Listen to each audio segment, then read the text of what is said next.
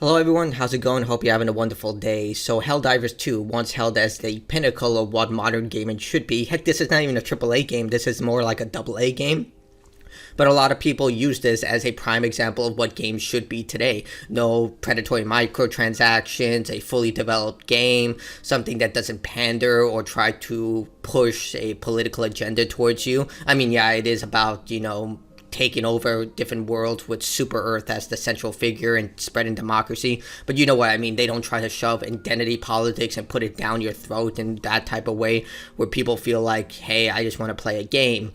And yeah, it fell down a hole, and the reason it fell down is because it requires a PlayStation Network account in order to operate, despite you playing on Steam. So you can see from the reviews, this is right now overwhelmingly negative. And yeah, you can see down here, let's look for it. There it is. You need a PlayStation account in order to operate this. Now, a lot of people were worried that Ghost of Tsushima was going to follow suit, but you don't need an online connection in order to play the single player, just the multiplayer. But with the trust broken, granted, Helldivers 2 did state this in the beginning, but it's only being implemented now because of technical issues. I don't know what those technical issues were that now they have to implement it, but I think Mutahar said it best. He said the reason they're doing this is to inflate their numbers, because if you play Helldivers 2, which is a hugely popular game, then you're adding that number to Sony's active users, so it just makes it look a lot more appealing. Businesses do this all the time where they say, oh, look at how many users we have. They even include free trial users during very popular shows with streaming services, but in reality they're not paying customers, because if you buy it on Steam, yeah, you give your money to Sony, but you know what I mean, you're not using the PlayStation service, which requires you to purchase a subscription service in order to use it. So yeah, that's one of the big pros of playing on PC. You don't need to pay for an additional service in order to play online. But now they need to make an account. And I know there are a lot of people out there saying, oh, well, just, making an account. And then there are people putting around that you could just make it into a different region, contradicting what I said before about how Sony can ban your account if you use a different region that you're not in, like how people use New Zealand in order to get games early. But or they try to use it in a way where they get discounts on games that are set in different regions, like Russia or Africa. They will set an account to a different region, and Steam has a really harsh policy against this in order to take advantage of a sale. But here we can see from this Twitter user, Forgotten, in the Ukraine, you can't actually link your account because you can't open an account in Ukraine. You can only do it through the console, which means you have to pay $400, $500 in order to make a PlayStation account, because you'll need to get a PS4 or a PS5. I don't know how much it costs in Ukraine, but either way in the US it's $400 to $500. So you're spending that just to play Helldivers 2, which is a $40 game. Yeah. So absolutely insanity. And you can see here Sony has been doing damage control, as they stated here. Signing into PlayStation Network is optional when playing a PlayStation game on PC. And then this is the change because of the Wayback Machine. Some PlayStation games require you to sign in and link to an account for a PlayStation Network. So, they just did the bait and switch because of the massive backlash that this is getting, and it hasn't been pleasant. And you can see Steam has actually been offering refunds regardless of how long you've played the game. I think it's because with this system, seeing that you need a PlayStation account in order to play this game, yeah, you can't access a game. It's just like you purchased the game, you can't access it anymore because you need a third-party service. And I think Steam is just getting ahead of this and just saying, you know what, yeah, let's just give them the refund, because the opposite would be too much of a headache. Yeah, they're just doing this for a good business move, which is great, but I think Steam is just saying we want to avoid this headache. It's literally no loss to us. We have other games that are very popular on our platform. We'll just give them the refund and be done with it.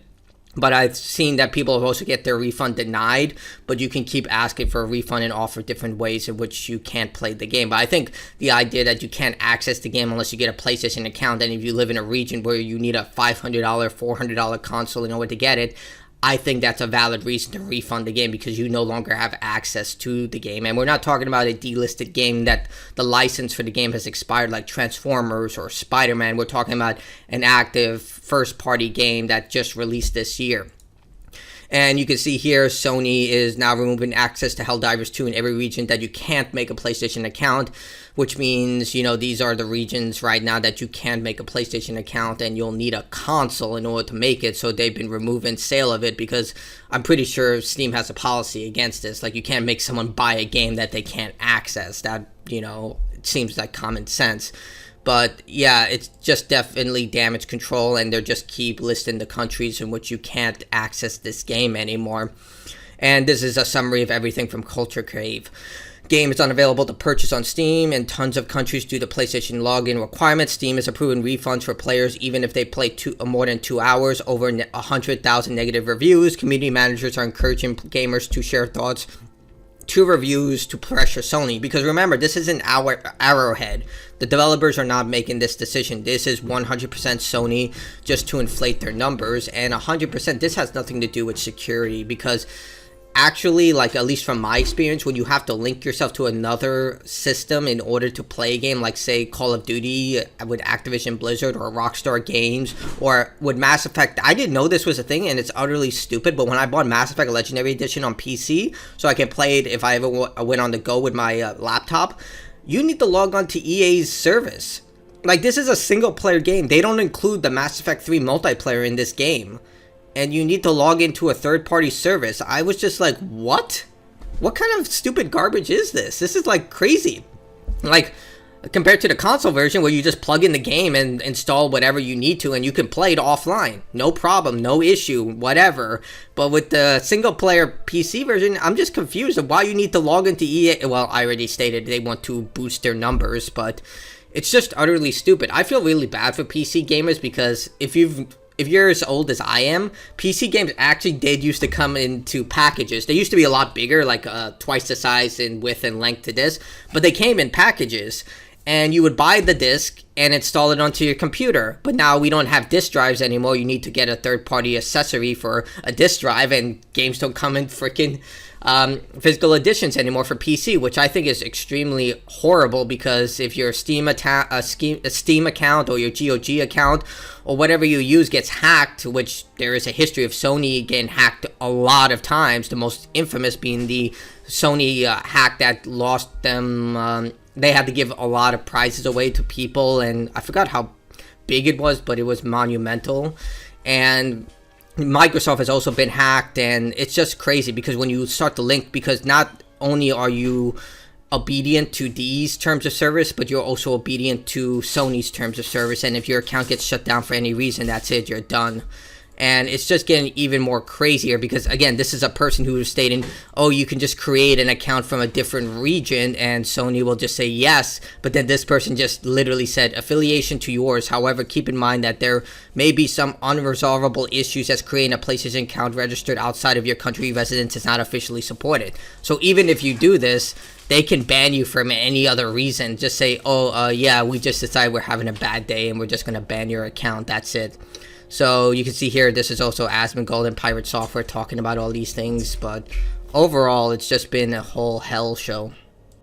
And the thing is that even though this game is still incredibly popular, you can see here from the Steam charts, it still has a pretty decent number of players. Like, it still gets around 100k per 24 hours. So you can say that a large portion of people who care about this are mostly people who, are hardcore gamers, like the casual gamer who just wants to come home and enjoy a couple of hours of downtime. They're not really going to care about this.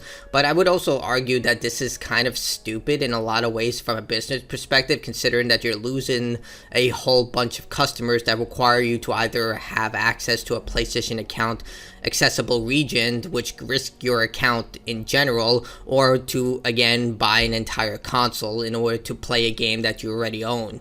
Either way, I think what Steam is doing is probably the most safe option, just to give refunds, considering the entire situation. But I don't know why Sony needs this so desperately to boost their numbers, that they just implement something that's just overwhelmingly negative by not only PC gamers but console gamers as well, because also console gamers are jumping onto this like me and just being like, this is complete BS. Like, if they're playing on Steam, they shouldn't need a PlayStation account. But tell me your voices in the comments below, what you think, and that's it for me. Like, dislike, sub, your choice. Bye.